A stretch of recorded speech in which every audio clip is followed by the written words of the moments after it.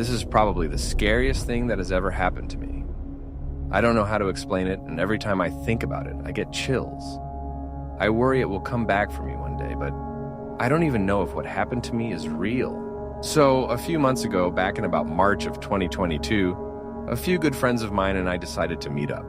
I had been busy with school, and I hadn't seen them in nearly 2 months.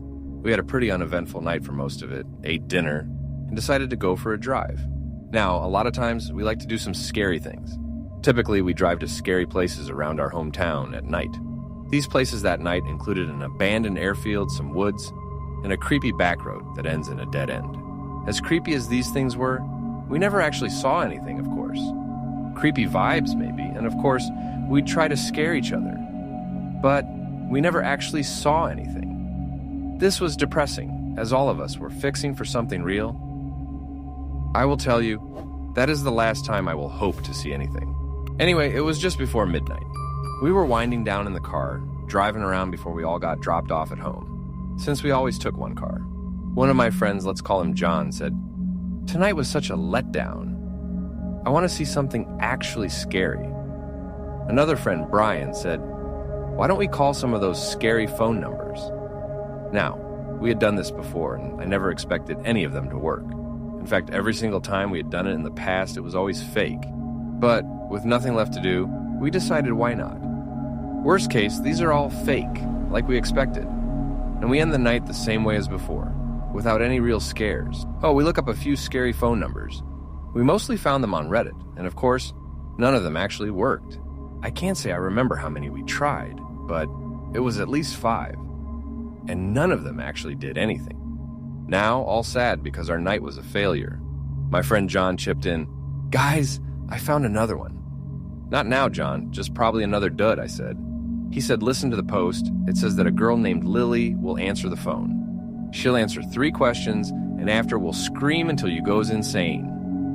Now, I'll link the post we saw here so you can all go read it for yourselves. I have to say, the post itself did not intrigue us. What did was one of the comments on the post. It said, paraphrasing, "Where did you find this number?" We called it and no answer, but it called us back. That's intrigued us. The number's 315-825-59. So we decided to call it. Why not, especially with that comment? But 2 of our friends, James and Eddie, both wanted nothing to do with it. They were always afraid of ghosts and did not want to mess with this. So we pulled over and they got out of the car. That left me, John, and Brian. Now, as much as I was interested, I was too scared to actually dial the number from my phone. Brian was chosen, and he dialed it. To our disappointment, the line rang, and it ended in a, "The number you have dialed is disconnected." We tried a few times, and unfortunately, nothing happened. So we told James and Eddie, they got back in the car, and we decided to just call it a night. About 25 minutes later, I was dropped off at home. Now I decided to take my usually ritual when I got home that late. Run to the bathroom. I was in the bathroom, scrolling through Twitter, laughing at some meme. The whole thing had pretty much left my mind at that point. Then, things took a turn that I will never forget. The number called me back. The same number we had called from Brian's phone. I didn't dare answer. Instead, I finished my business and ran out of the bathroom to be near my dad, who was still awake. I was scared. I called my friends, James and John, who just so happened to be brothers. I figured this had to be some joke, that they had somehow spoofed this number and were messing with me. But they denied it vehemently and claimed to have no idea what I was talking about. I was skeptical, but with nothing left to do about it, I decided to go to bed. Now I couldn't fall asleep. I was scared, of course, and wasn't sure if this was real or a joke. It was about 3 a.m. when I started getting more calls. I got 2-3 more calls that I once again refused to answer. Except now both John and Brian got calls too. They texted me, panicking. It just so happened that only the 3 of us in the car were receiving these calls. I thought, how is this happening? I didn't call the number, Brian did. This cannot be real. After a while, once the calls had stopped near 4:30 a.m., I was tired and drifted to sleep. The next week was uneventful. Every night I went to bed scared I would get a call or find her standing in my closet. But every night it didn't happen. I still wasn't entirely convinced this wasn't some prank, but I was scared. Now I should note that at this time, I used to work very early in the morning, 5 a.m., at a shop right near me. I was lucky not to have work the day of the initial incident, but this day I did. By now, it had been about a week since that day, and I was starting to forget about the whole thing as just a prank. But unfortunately, things got much worse. I woke up for my shift as usual and went to work. I was about 10 minutes late, as usual, because I love my sleep. While stocking shelves, I did my usual routine of slacking off and being a horrible employee. I was on my phone checking my notifications when I noticed I had a notification from 3:30 a.m. that night. It was a voicemail from that godforsaken number. I had slept right through it calling me. The thought of sleeping while this thing called me gave me chills. I put in one of my AirPods to listen, and I was horrified to hear breathing. Somebody deeply breathing into the microphone for a few seconds. Before then, voicemail ended. Now I was full-blown panicked. This thing was back, and it wasn't leaving me alone. Now I was starting to wonder if this really was a prank. 3:30 a.m. is late, and Brian, James, and John all worked early morning shifts at various places. It was unlikely they did this, but I still would not leave them alone, relentlessly asking if they did it. But again, they all denied it. Another week went by with many sleepless nights. I was terrified I would find her waiting for me, that she would come for me. Finally, at the end of that week, I got out of bed for another shift, having fallen asleep late again. Now, since the last incident, I checked my phone every morning to see if I had any notifications, but only once at work, in public, so I wasn't alone. I got to work late again and checked. To my horror, I found another voicemail, this one at 3:18 a.m. from her. This time, no breathing. Instead, it sounded like a little girl humming and making strange noises. I know the voice was female. It wasn't speaking, but you could hear its high pitch. I get goosebumps just thinking about it. Now I didn't know what to think. All of my friends sounded nothing like this. I was terrified, and they continued to deny having anything to do with it. The ones in the car with me had all gotten calls, but none had gotten a single voicemail. For weeks I waited and hardly slept, afraid that things would escalate more, but they never did. Strangely, it all stopped there. It's now November of 2022, nearly 10 months later, and I have not received another call.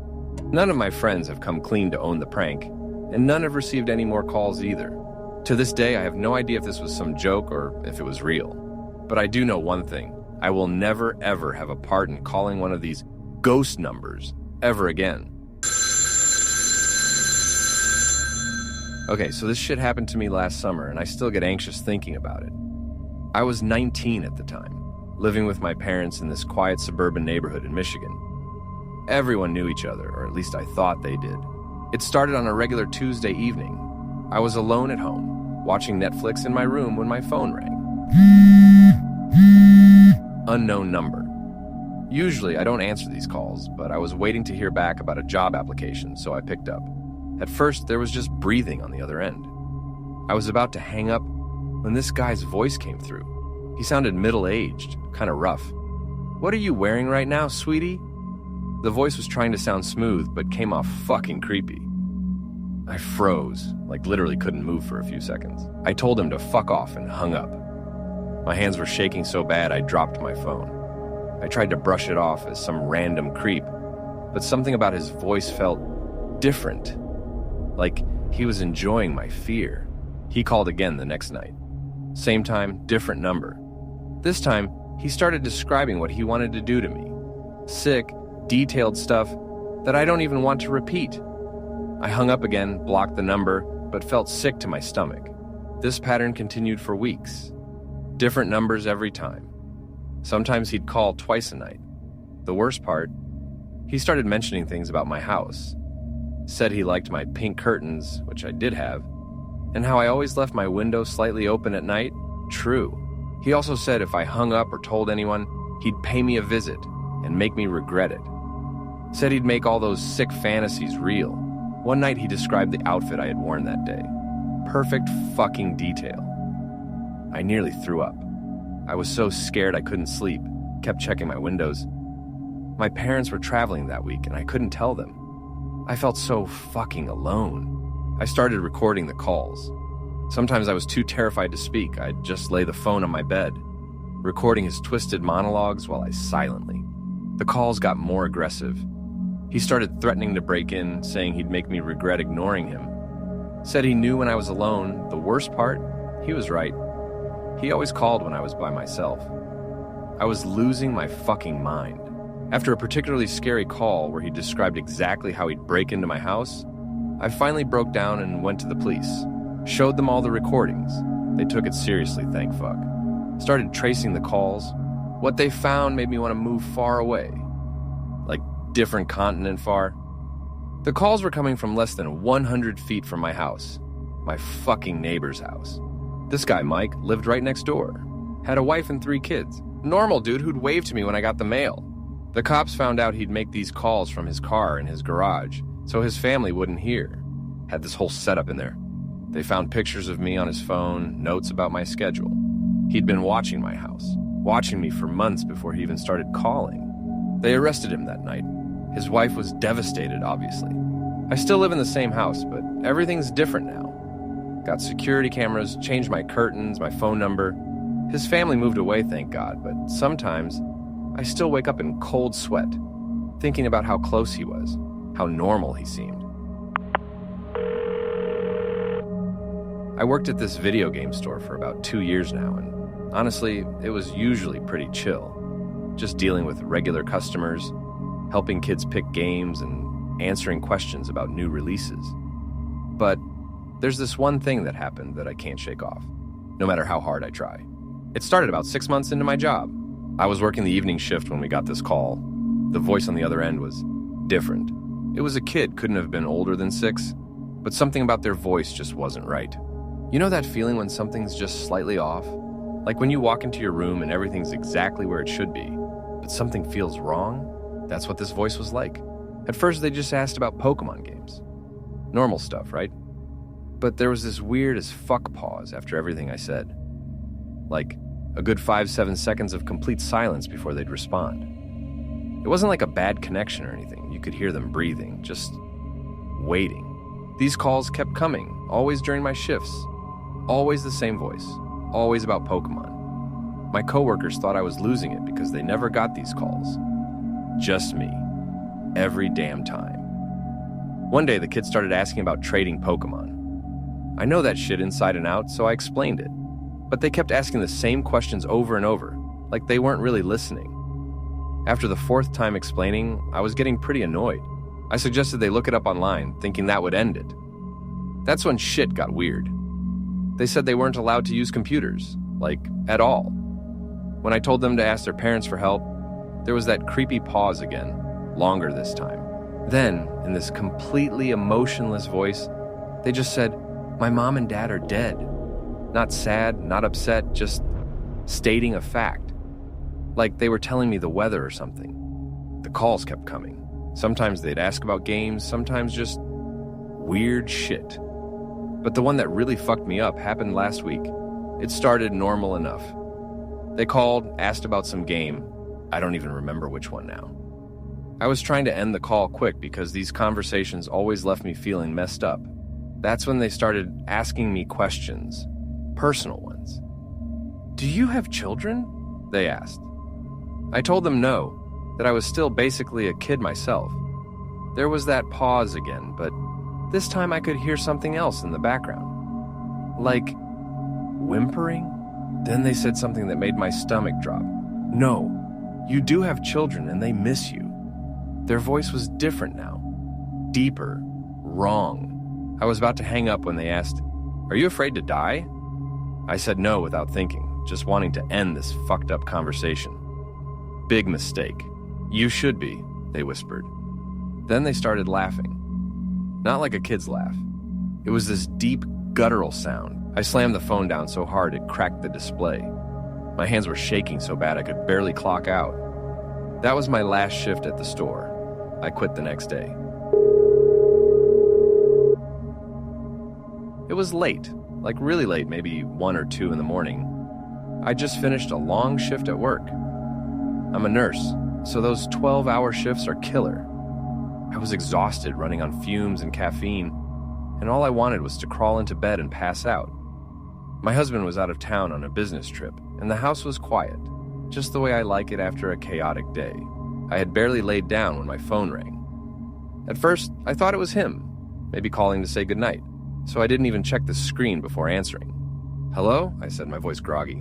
There was this pause, like the kind of awkward silence when someone forgets why they called you. Then I hear a woman's voice, shaky and panicked. Is this Sarah? She asked. Now, my name's not Sarah, so I told her she had the wrong number, but she didn't hang up. Instead, she gasped, like she'd just realized something terrible. No, wait, she said. No, don't hang up. Please don't hang up. I was so tired, but something about her voice stopped me from ending the call. She sounded desperate, like she was on the verge of tears. I sighed and asked, "What's going on? Are you okay?" "I need your help," she said, her words coming out in a rush.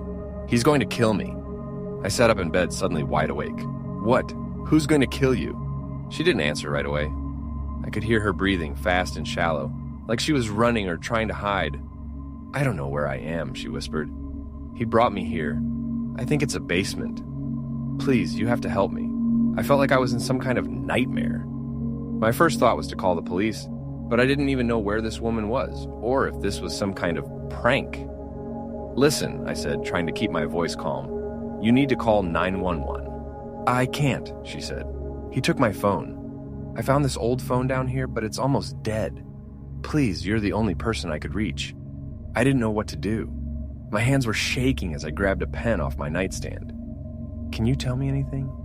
Do you hear anything? Do you see anything?" She went quiet for a second, like she was trying to listen. There's a boiler or something. I can hear it humming, and the floor's concrete. It smells damp, like mold. My mind was racing. "Do you know who he is? The guy who took you?" She let out this tiny sob. "I don't know." I didn't see his face. "He grabbed me in the parking lot after work. Her voice cut off suddenly, and I heard a loud crash, like something heavy had fallen on.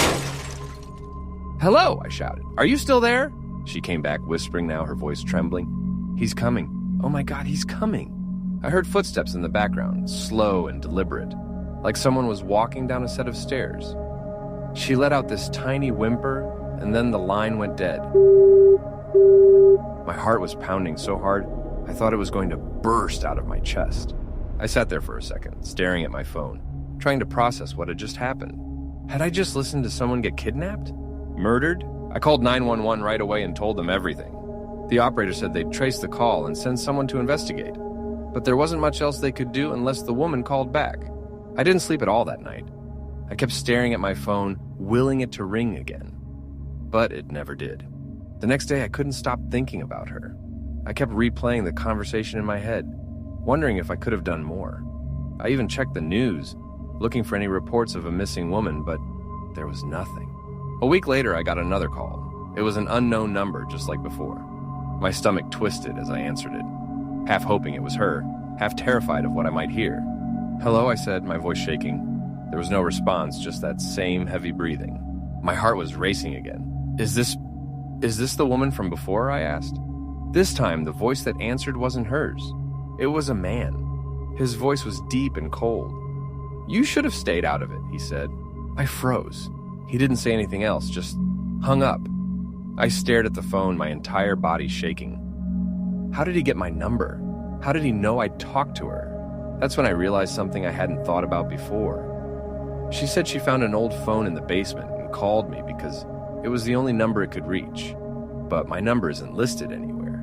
It's my personal cell, not a landline. The only way she could have called me is if the number was already saved in the phone. That's when it hit me. I thought, oh my God, what if this is just some stupid prank? The more I turned it over in my head, the more it started to feel off. My heart was racing and I couldn't let it go, so I decided to call the number back.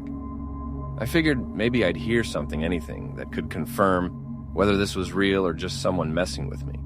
I hit redial and it rang a few times before someone picked up. But they didn't say anything at first. Instead, I heard voices in the background. A man and a woman laughing. Not just laughing, they were dying laughing, like they just pulled off the funniest joke of their lives. Then I heard the woman's voice, and it was unmistakably the same one from the call. "Did you see how scared she was?" she said, her words broken up by fits of giggles. "She bought the whole thing like she was freaking out." The man chimed in, his voice deep and smug. "Told you it would work. People are so easy to mess with." I couldn't believe what I was hearing. Then, clear as day, I heard the woman say, "Wait, oh shit, the phone's on." There was a loud click and the line went dead. I sat there staring at my phone, completely stunned. My face was burning with anger and embarrassment. They'd been messing with me the whole time. All that fear, all that stress, it was just some sick prank.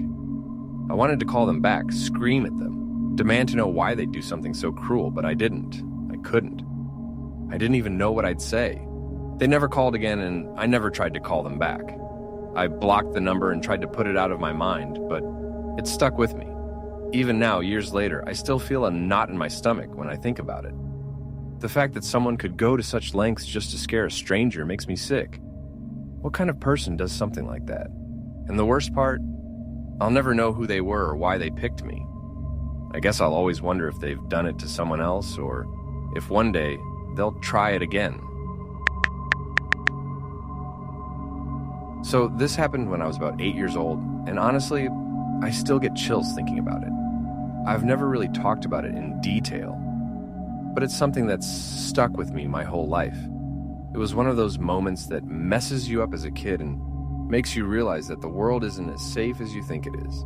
It was Christmas, and I'd just gotten this dope set of walkie-talkies as a gift. You know, the kind that has a decent range, like a couple of miles or something. They weren't super high-tech or anything, but for an 8-year-old, they were the coolest thing ever. My dad was a security guard, and sometimes he'd use his work radio to talk to me when he was patrolling nearby. I thought it was the coolest thing in the world to have my own little radio to talk back. Anyway, a few days after Christmas, I was at my grandma's house with my cousins. They were all older than me and always giving me crap, so naturally, I wanted to show off my new walkie-talkies. I was like, look at this! They go 2 miles! Of course, it turned into this big competition where everyone was trying to one-up each other with their Christmas gifts. Typical kid stuff. At some point, I got bored of the pissing contest and decided to go outside by myself. My grandma's house had this big backyard that backed up to some woods. The woods weren't super close, maybe about 200 yards away, but close enough that they felt kind of creepy, especially when you were out there alone. I had one of the talkies with me, just messing around, not really expecting to hear anything. I think I forgot it was even on at one point. Then, out of nowhere, I hear this little chime, like the sound the walkie makes when someone's trying to talk. I remember thinking it was probably my dad, even though he wasn't anywhere near us that day. So I pulled it out and turned up the volume. What I heard next, man, this voice, this deep, raspy voice comes through and says, "I'm going to get you. I'm going to kill you." Just like that. No hesitation, straight to the point. I froze, like I couldn't even move. My first thought was that one of my cousins was messing with me, but the voice kept going. He started describing me, like what I was wearing, how I had my hair, even the color of my shoes. And he wasn't just guessing, he was dead on. I started looking around the yard, trying to figure out where this asshole was hiding, but I didn't see anyone. Then he says, "I'm watching you from the woods." That's when I really started freaking out, because the woods were far enough away that I couldn't see into them. But he could see me. He even told me to look at the neighbor's tree, and when I did, I saw it, a noose, just hanging there, swaying a little in the wind. I don't even know if it was there before, or if I'd just never noticed it. I wanted to run inside, but I couldn't move. I was frozen, just standing there like a total idiot, holding this stupid walkie-talkie while this guy kept talking. He was swearing at me, saying all kinds of messed up stuff that I didn't even fully understand at the time. He sounded old, like maybe in his 50s or 60s, and his voice had this weird, gravelly tone to it that made my skin crawl. I was so freaked out, but for some reason I kept responding to him. I don't even know what I said. Maybe I was trying to act tough or something, but it was pointless. He just laughed and kept saying he was gonna come and get me. This whole thing probably lasted about 10 minutes, but it felt like hours. Eventually, I snapped out of it and ran inside, screaming for my dad. He didn't even ask questions, just grabbed his shotgun and rounded up my uncles and cousins. They all went outside, guns in hand, ready to hunt this guy down. I stayed inside with my grandma, shaking like a leaf. They searched the woods and the surrounding area for hours, but didn't find anyone. The noose was still on the tree, though, which freaked everyone out even more. My dad cut it down and burned it in the fire pit, but I could tell he was just as scared as I was. He tried to play it off like it was probably just some sicko messing with me, but I could see it in his face. He was worried. We never found out who it was. No one in the family had any enemies or anything like that, and we didn't live in a bad area. It was just random. And that's what scares me the most. This guy could have been anyone. He could have been someone passing through, or maybe he'd been watching us for days. I'll never know. For weeks after that, I refused to go outside alone even during the day, and I wouldn't touch those walkie-talkies again. My parents ended up getting rid of them, which sucked, because I really liked them before all this happened, but honestly, I was glad to see them go. The whole thing messed me up for a long time. It's something I'll never forget.